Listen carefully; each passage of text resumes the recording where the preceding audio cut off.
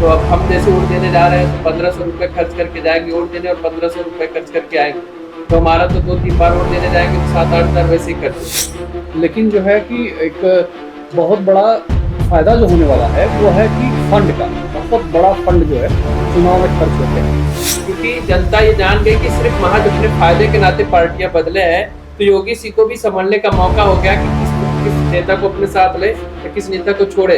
विपक्ष ये कह रहा है कि सबसे पहले तो हम ही से राय लेना चाहिए, तो हमसे तो राय ले लिया, कमेटी बना दिया। जब जनता से राय ले ली जाएगी तो जनता ही तो विपक्ष का और पक्ष का दोनों कर रही है। जनता से राय ले ली जाएगी, पास जाकर कमेटी जाके जनता से राय लेगी, उसके बाद ये डिसीजन लिया। इसमें घाटा ये है कि अगर एक इंसान पर्टिकुलर टाइम पे वोट नहीं दे पाया, इसका मतलब वो पूरे साल बाकी चुनाव में वोट नहीं दे पाएगा। कि अगर सारे चुनाव एक साथ हो जाएंगे और उसका किसी भी कारणवश उसका चुनाव मिस हो गया तो वो वोट नहीं। उसने तमिलनाडु के एक नेता ने सनातन को लेके बयान दिया और मध्य प्रदेश में उसकी चर्चा हो रही है। क्या मतलब है स्थानीय मुद्दा और कहाँ तमिलनाडु कहाँ मध्य प्रदेश, दोनों के। जब भी हम भारतीय लोकतंत्र की बात करते हैं तो लोकतंत्र का परिभाषा होता है जनता का, जनता के लिए, जनता के द्वारा चुना गया शासन।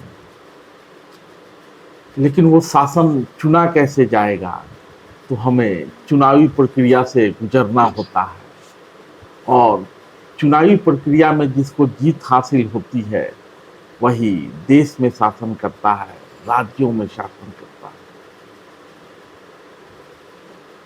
लेकिन रोज रोज चुनाव में ही ना उलझा रहा जाए, इसके लिए आजादी के ठीक बाद एक व्यवस्था की गई थी कि केंद्र के साथ ही राज्यों का चुनाव करा लिया जाए। चूंकि संवैधानिक दायरा है, संवैधानिक प्रावधान है, समय के साथ कुछ दशकों तक तो ठीक चला, लेकिन उसके बाद ये प्रक्रिया थोड़ी बिखर सी गई। आज पूरा देश चुनाव ही लड़ रहा होता है, कभी आम चुनाव है तो कभी राज्यों का चुनाव, कभी पंचायतों का चुनाव, तो कभी नगर पालिका का चुनाव। सैद्धांतिक तौर पे जो अभी केंद्र में सत्ताधारी दल है उसकी ये राय है और उन्होंने अपने चुनावी घोषणा पत्र में भी इशारे में ही सही ये बात कही थी कि एक देश एक चुनाव होना चाहिए, यानी पूरे देश में आम चुनाव और राज्यों का चुनाव एक ही साथ हो। हम लोग यहाँ बैठे हुए हैं छात्र पंचायत में, हमारे साथ प्रबुद्ध छात्र हैं। राजनीतिक दल, राजनीतिक नेता अपनी सुविधाओं के हिसाब से बात कहते रहते हैं, उनका हक है क्योंकि चुनाव तो उन्हीं को लड़ना है। लेकिन एक आम नागरिक एक देश एक चुनाव के विषय में क्या सोचता है, उसी पे हम लोग चर्चा करेंगे। आकांक्षा जी, कई बार कुछ चीजें सिद्धांत में तो बहुत अच्छी लगती हैं, लेकिन उसके समक्ष व्यवहारिक चुनौतियां भी होती हैं। क्या लगता है आपको, एक देश एक चुनाव की जो बात कही जा रही है कितना सैद्धांतिक है, कितना व्यवहारिक है, क्या नफा है, क्या नुकसान है?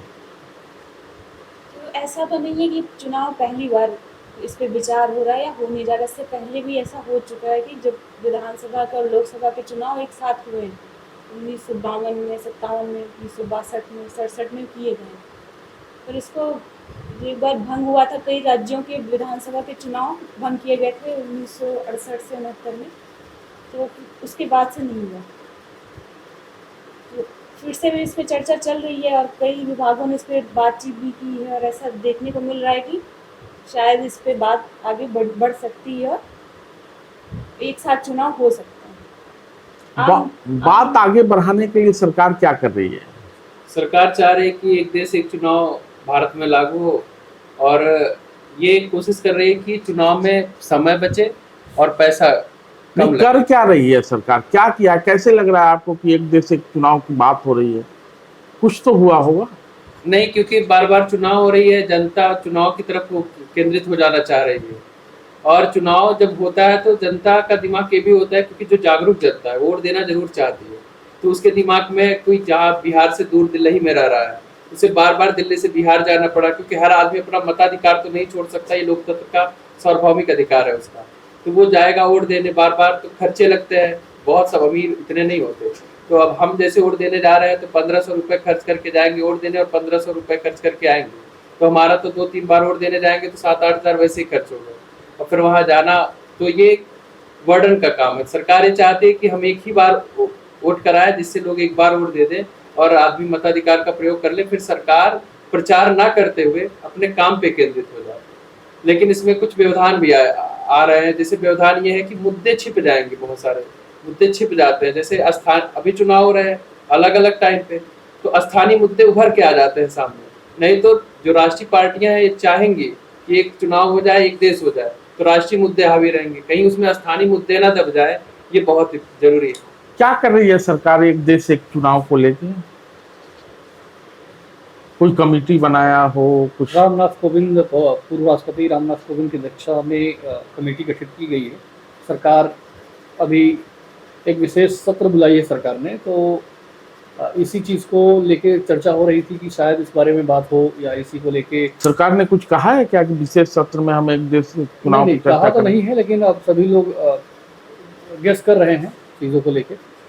तो एक देश एक चुनाव जो है, अभी भाई साहब ने कहा कि वो लोकल मुद्दे जो दब जाएंगे, लेकिन जो है कि एक बहुत बड़ा फ़ायदा जो होने वाला है वो है कि फंड का, बहुत बड़ा फंड जो है चुनाव में खर्च होते हैं। और ये और सरकारी कर्मचारी जो है वो जैसे टीचर हो गए, सबसे बड़ी जो हमारे लिए व्यवहारिकता में जो बात है कि सरकारी कॉलेजों से टीचर जो हैं स्कूल के प्राइमरी के, वो उनको चुनाव में ड्यूटी पे लगा दिया जाता है। और हर एक 5 साल में कम से कम 3 से 4 चुनाव होते हैं, चाहे पंचायत से लेके चाहे वो आम चुनाव तक हो, तो उसमें वो बिजी रहते हैं और उनको लगातार ड्यूटी करनी होती है। स्कूल की छुट्टियाँ होती हैं तो बच्चों की पढ़ाई बाधित होती है। तो जो मैं देखता हूँ पर्सनली, अपने पॉइंट ऑफ व्यू जो मैं रख रहा हूँ कि शिक्षा बाधित होती है नीचे लेवल के चुनाव से। क्या लगता है जैसा आप आपको? कह रहे हैं सर, सरकार क्या कर रही है इसके लिए, क्या करेगी? उनका ये सुझाव है अभी कैसे किया जाए। पहले सबसे बड़ी दिक्कत ये है कि कैसे किया जाए इसको। तो पहला ये काम कर सकते, जैसे सिर्फ राज्यों में ही भंग नहीं होता। नहीं, हम वो पूछ ही नहीं रहे, हम पूछ रहे हैं कि क्यों लगता है आपको कि सरकार एक देश एक चुनाव की ओर बढ़ रही है? सर पहला तो ये है कि इसमें काफी पैसा खर्च होता है, जैसे कि हमने वो चीज पूछा ही नहीं। हमने सिंपल सा सवाल आपके सामने रखा कि आप यहाँ बैठे हुए हैं, विगत 15-20 दिनों में, ये एक दिन की तो बात है नहीं, पहले भी लॉ कमीशन की रिपोर्ट आई थी। लॉ कमीशन की रिपोर्ट में ये सिफारिश की गई थी कि इस दिशा में हमको बढ़ना चाहिए। लेकिन वर्तमान में क्या हो रहा है जिससे आपको लगता है, क्योंकि 2024 के मुहाने पे आप खड़े हैं, 5 राज्यों के चुनाव में मात्र 3-4 महीने बचे हुए, 3-4 महीने ही नहीं बचे हुए हैं, और आप अचानक एक देश एक चुनाव का राग अलापने लगते हैं? क्या कैसे मैंने उस दिशा में सरकार बढ़ रही है? आप ही लोग कर रहे हैं कि सरकार बढ़ रही है, क्या बढ़ रही है, क्या किया सरकार ने? सर नीति आयोग का रिपोर्ट के अनुसार जब से हमारा मोदी गवर्नमेंट 2024 में सरकार आई है, उस समय नहीं गवर्नमेंट का मैनिफेस्टो में था कि हम आगे एक देश एक चुनाव कराने का प्रोविजन करेंगे। 2014 में भी आया, 2019 में भी आया। तो उसी के देखते हुए नीति आयोग ने भी एक अपना रिपोर्ट तैयार किया है। उसमें कहा गया है कि जैसे लगातार, जैसे 90 से तो लगभग जनरल इलेक्शन होते हैं, तो वहाँ से टूट नहीं रहे। तो 90 के बाद अभी भी जितना 30 ईयर हो रहा है, 30 ईयर में लगभग हम लोग ऐसा कोई भी साल नहीं छोड़े हैं जिसमें कोई भी जनरल इलेक्शन स्टेट का नहीं हो, या कोई भी स्टेट का जनरल इलेक्शन या पंचायत लेवल पे हर एक साल हम लोग इलेक्शन मूड में रहते हैं। तो इसके देखते हुए हम लोग के बहुत सारे एक्सपेंडिचर हो जाते हैं, गवर्नमेंट के स्टाफ में दिक्कत है, पॉलिसी में पैरालिसिस हो जाते हैं। मतलब पॉलिसी जैसी इलेक्शन डेट अनाउंस हो जाता है तो उसके बाद होता है क्या कि MCC लागू हो जाता है, मॉडल कोड ऑफ कंडक्ट, तो जिसके कारण हम दूसरा पॉलिसी उद्घोषणा नहीं कर सकते हैं। तो वहाँ पे डेवलपमेंट के काम रुक जाता है। डेवलपमेंट के काम रुक जाने के बाद बहुत सारे दिक्कतें पब्लिक को फेस करना पड़ता है। तो ये सब रीजन है। तो हमारे गवर्नमेंट ने सोचा कि आगे विचार किया जाए। तो अभी हाल ही में जो प्रेसिडेंट हमारे पहले राष्ट्रपति श्री रामनाथ कोविंद जी के अध्यक्षता में कमेटी बनाई गई है। उस कमेटी में बहुत सारे लोगों को रखा गया है, जिसमें हरीश साल्वे भी हैं, विपक्ष के भी कुछ नेता हैं, गुलाम नबी आजाद को रखा गया। लेकिन ऐसा थोड़ी ना होता कि एक दिन कोई तानाशाह सुबह सुबह जगता है और उसके मन में ये ख्याल आता है कि अब जो है एक देश एक चुनाव होना चाहिए। राजनीति में जब होते हैं रीजन यही है सर, कि रीजन यही है कि जब अभी हमारा मजबूत गवर्नमेंट बनेगा, ठीक है, जहाँ पे एब्सोल्यूट मेजोरिटी आएगी, वहाँ हमेशा एक चुनाव एक देश का उठेगा, मुद्दा उठेगा। कैसे? जैसे हमारे उस समय राजीव गांधी के शासन काल में भी आया था, तो पूरा फुल मेजोरिटी के साथ बना था, तो उन लोग भी नहीं सोचा कि उस समय भी उठा कि एक चुनाव एक देश करवाने के लिए। मैंने ये कहना चाहते हैं कि मजबूत सरकार ही मजबूत फैसले ले सकती है, यही ना? ये भी पर क्षेत्रीय पार्टी खत्म हो जाएंगी सर। कैसे खत्म? गवर्नमेंट ये चाहती है कि अगर वो सेंटर में जीती है तो कहीं ना कहीं क्षेत्रीय में भी उसका दबदबा बना रहे, इसलिए वो चाहती है कि इसी एक साथ चुनाव नहीं, ऐसा क्षेत्रीय पार्टी में दबदबा खत्म नहीं होगा। जिससे आप एग्जांपल दिल्ली का ले लीजिए, ठीक है, जैसे 2014 में इलेक्शन हुआ, मोदी गवर्नमेंट के, मोदी फेमस लीडर, और 2014 के बाद जनरल इलेक्शन हुआ तो दिल्ली में हार गए। लेकिन इन्हें जनता का मूड समझ में आ गया था कि हम हार चुके हैं, कुछ ऐसा करें, तब इन्होंने कुछ। तो ऐसा क्या है जनता के मूड में जो कि केंद्र में मोदी को चुन देती है और राज्यों में केजरीवाल को चुन देती है? और दूसरी बात है कि इनको समझ में आ गया, मजबूती की बात है, तो अभी तो इतने मजबूत है योगी जी, घोषी हार जाते हैं। घोषी यही तो है, अब योगी जी को जनता का मूड समझ में आ तो गया। आप कैसे कह रहे थे कि क्या मूड है? जनता जैसे अपनी आवाजें उठा सकती है, वो सरकार के खिलाफ है, सरकारें जान गई कि जो है कि नहीं, जनता हमारे खिलाफ है। जो दल बदलू नेता है, जैसे दल बदल के ये राजभर जी आए थे, तो ये हारेंगे, दारा सिंह चौहान जो भी थे, क्योंकि जनता ये जान गई कि सिर्फ महज अपने फायदे के नाते पार्टियां बदले हैं। तो योगी जी को भी संभलने का मौका हो गया कि किस नेता को अपने साथ ले या किस नेता को छोड़े। अब वो जागरूक हो गए, अपने आप में समझ गए, जनता ने भी अपनी आवाज उठा दी। मैंने ये 2024 के आम चुनाव और आगे के यूपी विधानसभा चुनाव जो होंगे, सरकार सचेत हो जाती है। हाँ, हमारा ये कहना था कि ऐसा थोड़ी ना कि कोई तानाशाह सुबह सुबह जगता है और उसको एक सपना आता है कि नहीं अब इस देश में एक देश एक चुनाव होना चाहिए। संसद जब चलता है या लोकतंत्र तभी चलता है जब विपक्ष की भी बात सुनी जाए। चर्चा तो पहले विपक्ष के साथ होनी चाहिए थी, विपक्ष क्या करता है। सर यह बात आज अचानक से नहीं उठी है, जैसे 2018 में ही विधि आयोग ने रिकमेंड किया था और इलेक्शन कमीशन में ये बात काफी दिन से कह रही है कि एक देश एक चुनाव होना चाहिए। इसके तहत आज ये मुद्दा ये बना नहीं, आज का मुद्दा ये नहीं है, ये बहुत दिन से ऐसा बात चल रहा है। सभी विधि आयोग और इलेक्शन कमीशन रिकमेंड कर रहे थे, तो आज ये बातें चल रही है। और इन्हीं के अध्यक्ष रामनाथ कोविंद के अध्यक्षता में जैसे कि पता है कि अभी एक कमेटी बैठाई गई जो लोगों के पास जा के राय लेगी कि क्या यह होना चाहिए, उचित है या अनुचित है। उसके बाद ये डिसाइड होगा कि नहीं होगा। विपक्ष ये कह रहा है कि सबसे पहले तो हम ही से राय लेना चाहिए, तो हमसे तो राय ले लिया नहीं, कमेटी बना दिया। जब जनता से राय ले ली जाएगी तो जनता ही तो विपक्ष का और पक्ष का दोनों प्रतिनिधित्व कर रही है।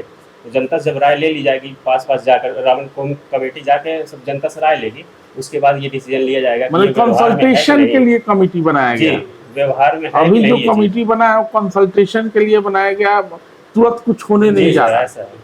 जबकि विपक्ष ये माहौल बना रहा है कि बस एकदम सरकार एक देश एक चुनाव की ओर बढ़ रही है। यस सर, विपक्ष ऐसा माहौल क्रिएट कर रहा है कि विपक्ष की आपत्ति क्या है? सर विपक्ष की आपत्ति ये है सर कि वो सोच रहा है कि फेडरलिज्म खत्म हो जाएगा। फेडरलिज्म कहने का मतलब ये है कि स्टेट का पावर कम कर रहा है सेंटर, और उससे सेंटर को ज़्यादा फायदा हो रहा है। एक लीडर के नाम पे पूरा देश लड़ रहा, तो उसका मतलब कहने का है कि सर एक लीडर एक देश, मतलब सिर्फ मोदी के नाम से ही वोट ले रहे हैं। विपक्ष का ये सब मुद्दा है। राज्य की पार्टियां सर कमज़ोर हैं, कुछ पार्टियां कमज़ोर हैं काफ़ी, जो मोदी का पॉपुलैरिटी ज़्यादा है काफ़ी, तो इसके चक्कर में कभी राज्य के जब चुनाव होंगे तो केंद्र को या जो पॉपुलर हैं उस लीडर को ध्यान में रखते हुए हो सकता चुनाव वोट पड़ जाए राज्य में भी। तो ये एक दुविधा है इसका, इसी वजह से शायद ये चुनाव ऐसा करा रहे हो सकता है। कोई लीडर राज्य का मतलब केंद्र का ही मुद्दा हावी रहे। कोई लीडर सेंटीमेंट का यूज भी तो कर सकता है, वो अपने नाम पे सारी जगहों पे जीत ले, फिर वो राज्यसभा में जीता हो, लोकसभा में जीता हो, तो कानून मनमाने ढंग से एब्सोल्यूट पावर आ जाए उसके पास, और निरंकुश हो गया तो 5 साल के तो देशगत में चला जाएगा। फिर कैसे हम सरकार ये रही बात ये कानून बनाने की, तो कानून इतना जल्दी बन नहीं जाएगा, क्योंकि अभी इनके कई आर्टिकलों में चेंज करना पड़ेगा, 83, 85 इन सब में आर्टिकल चेंज करना पड़ेगा। बहुत तो इसके लिए चाहिए कि 2/3 मेजोरिटी चाहिए सरकार को, और 2/3 मेजोरिटी संविधान उनका लोकसभा में है नहीं, विशेष बहुमत। तो वही ऐसा लग जाता है जैसे चुनावी बात ना कर रहा हो कि जनता को, और जनता भी समझे, इस बात को समझाए कि जैसे 10 रुपए खर्च आता था आंकड़ों में आए, मतलब अगर ये एक साथ एक चुनाव कराएं। हमने डिबेट को शुरू करते हुए ही कहा था कि सिद्धांत और व्यवहार में काफी अंतर होता है। सिद्धांत तो ये बात बहुत अच्छा लगता है कि एक ही बार में राज्यों का भी चुनाव हो जाए, हाँ, ये व्यवहार केंद्र में का भी चुनाव हो जाए। व्यवहारिक अड़चन क्या है? व्यवहारिक अगर इतना ही अच्छा था तो फिर वो सिलसिला टूटा ही क्यों? वही, और ये कौन ये कह सकता है कि ये सिलसिला अगर आज हम बनाते हैं तो वो आगे चलता रहेगा? जैसे केरल में 1956 में जब 356 आर्टिकल का यूज गवर्नमेंट की तो अपने आप टूट गया, 1967 से टूटता गया। 4 स्टेटों में अभी भी है, आंध्र प्रदेश, अरुणाचल प्रदेश, सिक्किम, ऐसे और उड़ीसा में, ये 4 स्टेट में। इसका मतलब वो चल रहा है, अभी भी है वही। तो ये पॉलिसी बनेगा कौन, रेगुलेट कौन करेगा? इसके लिए क्या ट्रिब्यूनल गठित की गई है? क्या इस पे सरकार कोई बात ही नहीं कर रही है? तो जनता को इस बात का डर है, या विपक्ष को। बात अभी धीरे धीरे होगी। ऐसा सरकार ने भी सोचा है कि एक दम तो बनाने से पूरा तो विपक्ष ये हो जाएगा, हावी बोल देगा। ये भी तो डर है सरकार का कि हावी हो जाएगा तो फिर हम जनता के बीच में क्या मुंह दिखाएंगे।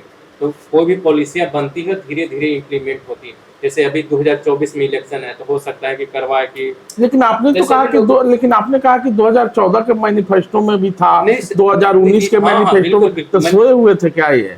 नहीं, तो उसके पास या इन चुनाव के वक्त इनको सपना आया कि अब एक देश एक चुनाव की चर्चा करते हैं तो शायद जनता अभी देखा गया कि 2014 से 19 के बीच में लगभग 3 दर्जन चुनाव हो चुके राज्यों में।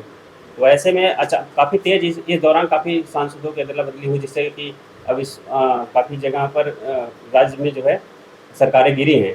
इसलिए ऐसा लग रहा है कि अब जो है एक देश एक चुनाव होना चाहिए साथ में सब। नहीं तो डिफेमेशन लॉ तो बना ही है, उनके लिए उनके ऊपर कार्रवाई होगी। जैसे निकाय चुनाव उसी साथ करा देंगे तो उनके पानी के मुद्दे, सड़क के मुद्दे और तमाम मुद्दे, जैसे स्थानीय अभी लिंक रोड बन रहा है गाँव में, बहुत तेज इंटरलिंकिंग हो रही है, तो वो सब बंद हो जाएंगे। सरकार कैसे अपने गांव से विकास? ऐसा नहीं है कि वो मुद्दे बंद हो जाएंगे। आपका हमने एग्जांपल जिससे बीजेडी के लिए लीजिए, बीजू दल वहाँ पर उड़ीसा का जो सरकार है वहाँ सेम चलती है। बीजेडी जनरल इलेक्शन भी साथ है और सब चीज़ सेम है। लेजिस्लेटिव असेंबली का भी इलेक्शन साथ है, तो वहाँ तो बीजेडी जीत जाते हैं और ये हार जाते हैं मोदी।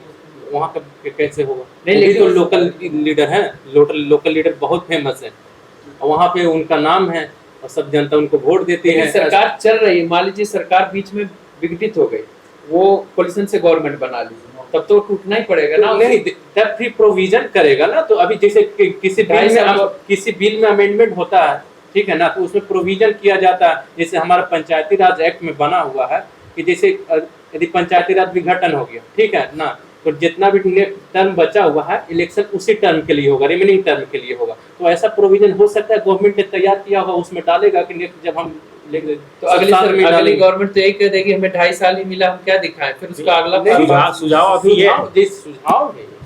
अभी ये भी आ रहा है कि जैसे कि लोकसभा चुनाव एक बार में करा लिया जाए और सभी राज्यसभा के चुनाव 2.5 साल बाद करा लिया जाए। तो लोकसभा का चुनाव तो एक ही बार होता है, लेकिन राज्यसभा चुनाव जो अलग अलग बार होता है उसको 2.5 साल बाद। तो राज्यसभा के चुनाव में तो कोई मशीनरी अब देखिए जैसे पेंशन का मुद्दा है, जो ओपीएस पेंशन की बात कर रहे हैं लोग, अब वो मुद्दा उठा रहा है। जैसे हिमाचल प्रदेश में जीते, ओपीएस लग गया, अब सरकार को पता चलेगा ना कि नहीं हम क्यों हार रहे हैं, कौन से स्थानीय मुद्दे हमारे वो खत्म हो जाएंगे, वो राष्ट्रीय मुद्दे ले जाएंगे। 2-4 मुद्दे राष्ट्रीय मुद्दे और स्थानीय मुद्दे का तो अब भेद ही मिट गया है, इसलिए कि देश के प्रधानमंत्री से लेकर देश का गृह मंत्री तक गली गली चुनाव प्रचार करता है। एमसीडी में पर्ची बांटने चला जाता है देश का गृह मंत्री नगर निकाय के चुनाव। लेकिन आप जो कह रहे हैं कि स्थानीय मुद्दे खत्म हो जाएंगे, स्थानीय मुद्दे खत्म नहीं होते, गृह मंत्री को मुंह की खानी पड़ती है और यहाँ सत्ता बदल जाती है।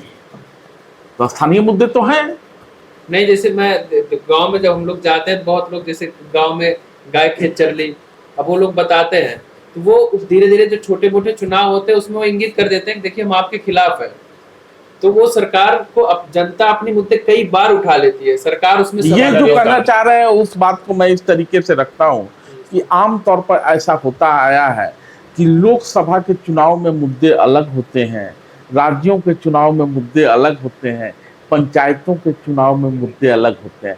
अब जब सारे चुनाव एक साथ ही होंगे तो स्वाभाविक है कि समय सीमा तो निर्धारित ही होगा, मुद्दे भी राष्ट्रीय स्तर के ही उठेंगे और कहीं स्थानीय स्तर पे जो प्रशासन है वो मुद्दे गौण न हो जाए, लेकिन ऐसा होता नहीं है। हो जाता है ऐसा सब, नहीं ऐसा होगा, है। क्योंकि मुझे ऐसा लगता है कि हर इंसान आजकल का जागरूक है और उसे बिल्कुल, वोट बिल्कुल। देने का अधिकार है, तो वो ये भी समझ सकता है कि सेंटर के हमारे मुद्दे क्या हैं, हमारे क्षेत्रीय नेता हमारे लिए काम कर रहे हैं कि नहीं।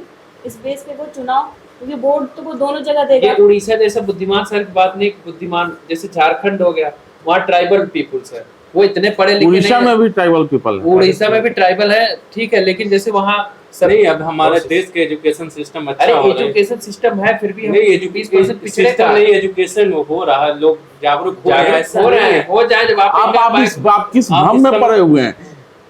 बाकी चीजों के लिए दलित समाज, आदिवासी समाज सजग हो या ना हो, लेकिन वोट के लिए जरूर सजग होता है, उसको पता होता है आपसे ज्यादा वोटिंग परसेंटेज उन जगहों पे होता है, वोट देने उन्हें जरूर। महिलाओं में ज्यादा भी पता है कि हमारे यहाँ खाने की व्यवस्था, पानी की व्यवस्था सही है कि हाँ, नहीं। बस ये बात और है कि क्या नाम है कि वो लोभ लालच में आ जाता है और लोभ लालच के कारण यही चीज़ का तो डर ये है। होता है, लेकिन ऐसा नहीं है, आपसे ज्यादा वोट देता है वो बूथ वोट पे वो देते ज्यादा। हैं, पर उनको बलगला तो दिया ये जाता है। सारे लोग हैं जो कि मताधिकार का प्रयोग करते हैं, एक देश एक चुनाव पे अपनी राय रख रहे हैं, लेकिन हमारे बीच एक अपराजिता भी हैं जो कि अभी मताधिकार का प्रयोग नहीं करती हैं, अर्थात इनको वोटिंग राइट नहीं है, 18 साल की नहीं हुई है, लेकिन ये परोक्ष रूप से भी जनता अपनी बात रखती है। और आमतौर पे बार बार ये कहा जाता है कि बच्चों का हित इसलिए नहीं माना जाता, बच्चों की बातें इसलिए नहीं सुनी जाती क्योंकि बच्चे वोट नहीं देते। आपको क्या लगता है, एक देश एक चुनाव होना चाहिए या क्या फायदा है, क्या नुकसान है? आप एक तरफ फायदा भी है और एक तरफ नुकसान भी है। जैसे सबने बताया, फंड का बहुत बड़ा रोल है इसमें और बच्चों की एजुकेशन का बहुत बड़ा रोल है इसमें, क्योंकि एज ए स्टूडेंट केवीएस के जो टीचर होते हैं वो महीने दिन छुट्टियों पे रहते हैं क्योंकि चुनाव चलते हैं। और इसमें घाटा ये है कि अगर एक इंसान पर्टिकुलर टाइम पे वोट नहीं दे पाया, इसका मतलब वो पूरे साल बाकी चुनाव में वोट नहीं दे पाएगा, क्योंकि अगर सारे चुनाव एक साथ हो जाएंगे और उसका किसी भी कारणवश उसका चुनाव मिस हो गया तो वो वोट नहीं दे पाएगा। तो हमारे अपेक्षा के विपरीत अपराजिता ने वो प्रश्न उठाया है जो बहुत ही गौर किए जाने वाली बात है। मान लीजिए कि हम लोकसभा चुनाव में किसी भी कारणवश मत का प्रयोग नहीं करते हैं, लेकिन राज्य का चुनाव, हम जागरूक हैं, यहाँ जो राज्य में हम सरकार चुन रहे हैं वो डायरेक्टली हमको प्रभावित करेगी, केंद्र वाली तो दूर बैठी होगी। तो अगर एक देश एक चुनाव अगर एक साथ होगा तो, और हम किसी कारण बस अगर नाराज हैं, कई बार हम देखते हैं कि पूरा का पूरा गांव चुनाव का बहिष्कार कर देता है, तो किसी बात से नाराज होता है तो अपने वोटिंग राइट का प्रयोग ही नहीं करेगा, वंचित रह जाएगा। नहीं सर, एक देश एक चुनाव होगा तो इससे जो है कि मतदाता जागरूकता बढ़ेगी और परसेंटेज भी बढ़ेगा, जो अभी 66-67% जनरली है उससे परसेंटेज बढ़ेगा, क्योंकि लोग जनरली राज्य के चुनाव में बार बार आना जाने से डरते हैं। और एक बार चुनाव होगा अगर सभी जगह का तो लोग ज़्यादा जाएंगे वहाँ पर और चुनाव उसके लिए एक बार जाएंगे और चुनाव अपना वोट दे के चले आएंगे और परसेंटेज इससे काफ़ी बढ़ेगा। पिछली बार मतदान का प्रयोग कब किया था?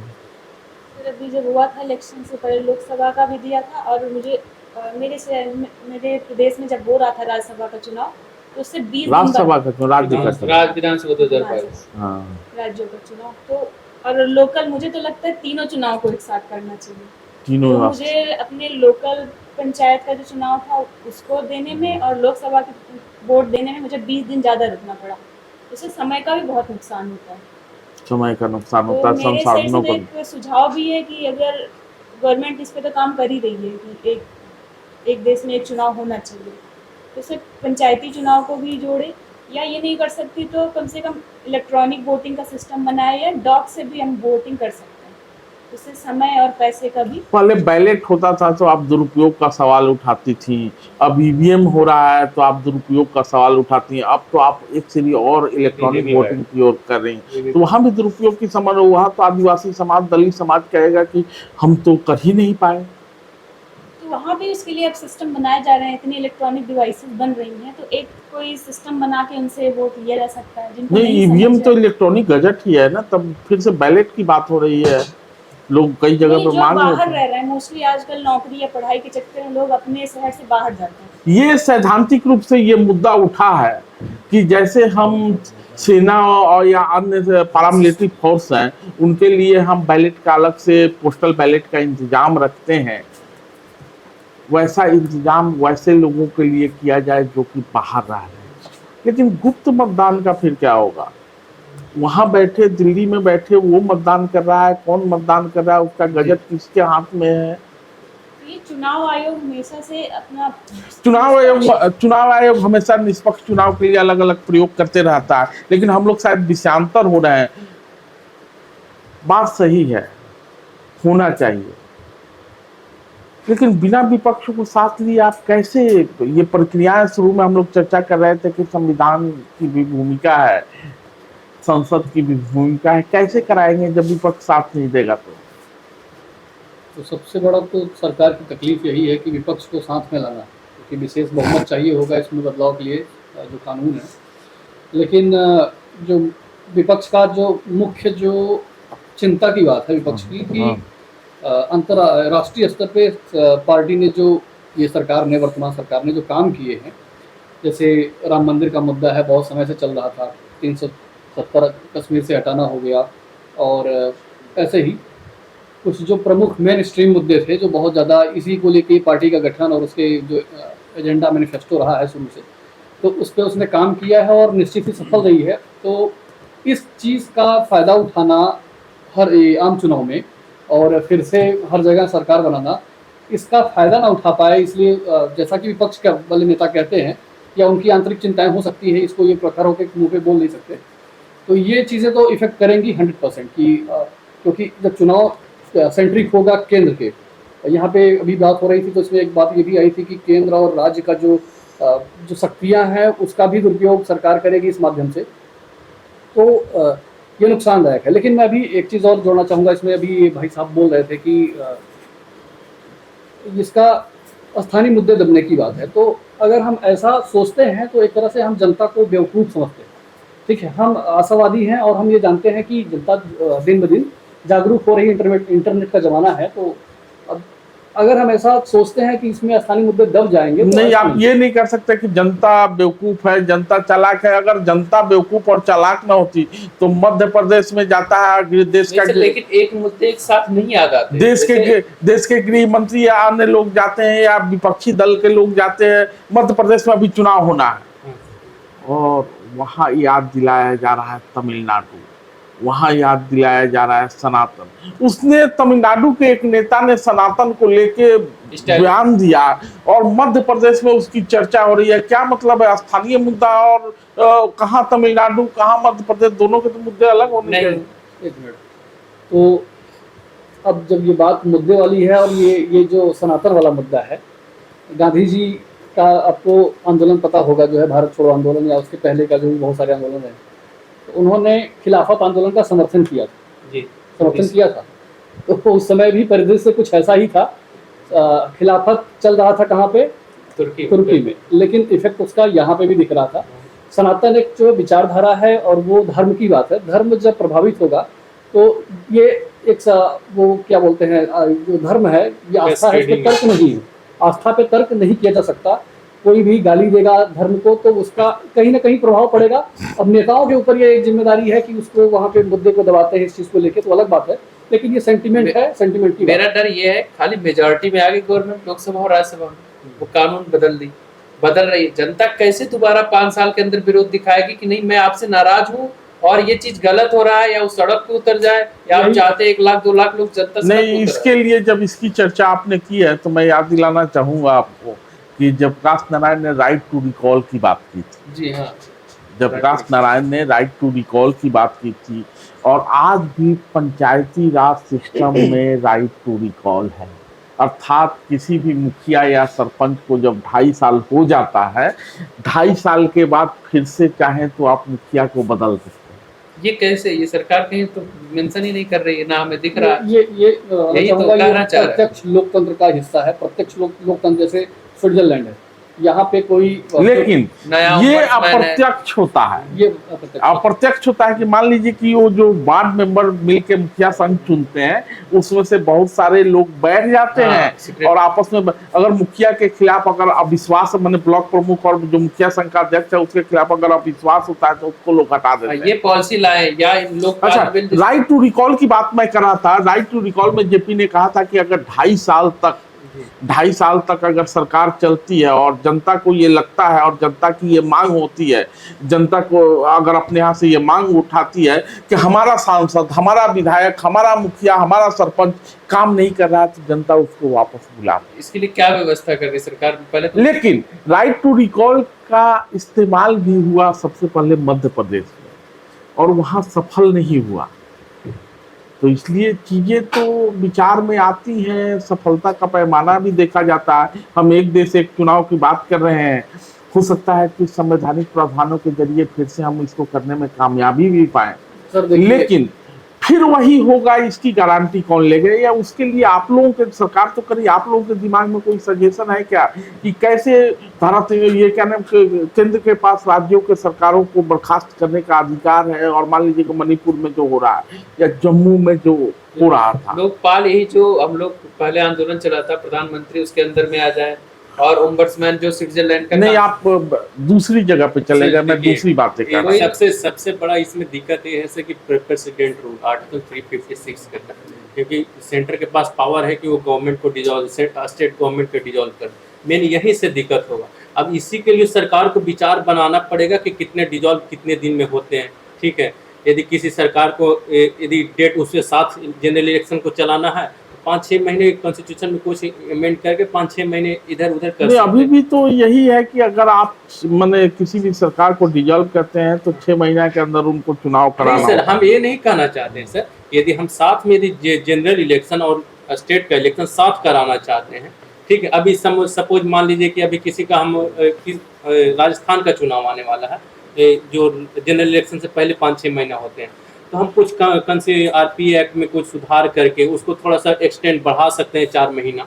ठीक है कि आप बढ़ाइए, और जनरल इलेक्शन जैसे जम्मू में बढ़ाया गया, उस राज्य की पार्टी मानेगी ये बात? बिल्कुल, ये हमारे जब केंद्र सरकार मनवाती है ना, जैसे जम्मू में मनवा रही है, जिसे हम ये तो यही तो फिर तो गलत कर रहे हैं ना, मतलब आप जबरदस्ती करना चाह रहे हैं। जबरदस्ती। और कुछ लोग तो ये भी कह रहे हैं कि मोदी जी उपाय कर रहे हैं कि 1 साल तक और प्रधानमंत्री हो जाए, 2024 में जनरल इलेक्शन में जाना ही ना पड़े, और तब एक देश एक चुनाव। हमारा ये प्रोविजन आर्टिकल 85 में प्रोविजन किया गया है, आर्टिकल 175 में, जैसे बिहार टेन्योर को एक कर सकते हैं, बिहार स्पेशल स्टेटस की मांग कर रही है, बहुत सारे स्टेट अपने को स्पेशल बनाना चाह रहे हैं। तो स्पेशल स्टेटस डिसाइड करने के लिए वो अलग मुद्दा है। यहाँ पे ये सब मांग कब रखेंगे? एक चुनाव में अगर सरकार मान लीजिए, चुनाव में थोड़े ना मांग रखते हैं स्पेशल स्टेटस का, सब भारत में एक सेंटीमेंट मान लीजिए, जैसे मोदी जी चुनाव लड़े और उस सेंटीमेंट में वो जीत गए, और जिस तरीके से वो जीत रहे थे उस तरह से वो जीत। अरे तो वही तो जनता को निर्णय करना है कि राज्यों का चुनाव जो होगा वो अलग मुद्दे पे होता है, केंद्र का चुनाव अलग, ये जनता तय करेगी ना। मोदी जी थोड़े ना कहते हैं कि जाके हम जो कर, जनता को सरकार जनता के बीच में अभी गई ही नहीं है। आप कहाँ है, मीडिया कहाँ है, ये चर्चाएं कहाँ है?